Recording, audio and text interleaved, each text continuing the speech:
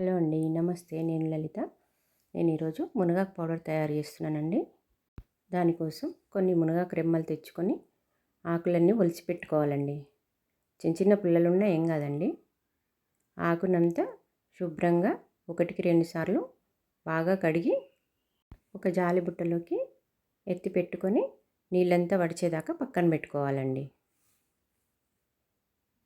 నీళ్ళు మొత్తం వడిచినాక ఒక కాటన్ క్లాత్ తీసుకొని ముందుగా కాసేపు ఫ్యాన్ కింద ఆరబెట్టుకోవాలండి.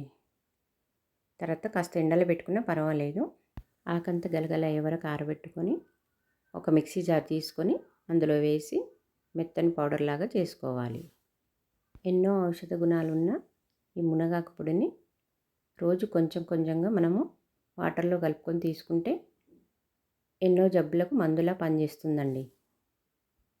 ఏదో విధంగా ఈ మునగాకును పప్పులో కానీ, ఫ్రైగా కానీ, కారపొడిగా కానీ, లేదంటే ఈ చేసుకున్న పౌడర్ని కొంచెం కొంచెంగా కూరల్లో కూడా చల్లుకోవచ్చండి. ఎన్నో ఔషధ గుణాలున్న ఈ మునగాకు పొడిని మనం రోజు కొంచెం మోతాదులో తీసుకోవాలండి. మరి ఎక్కువ తీసుకోవద్దండి. ఫస్టే కొంచెం కొంచెం వాటర్లో కలుపుకుంటూ డైలీ మన శరీరానికి ముందు అలవాటు చేసి తర్వాత మోతాదు పెంచుకోవచ్చు. కొంచెం వెగటుగా ఉంటుంది కదండి. ఒకేసారి తాగితే వామిటింగ్ లాగా ఉంటుంది.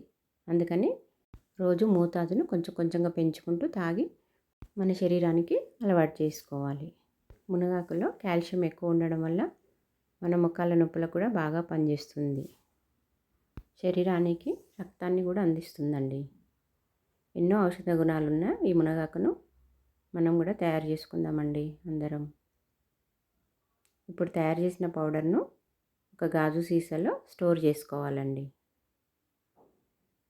రెగ్యులర్గా తాగడం వల్ల ఆరోగ్యానికి చాలా మంచిదండి. నమస్తే అండి. Thank you.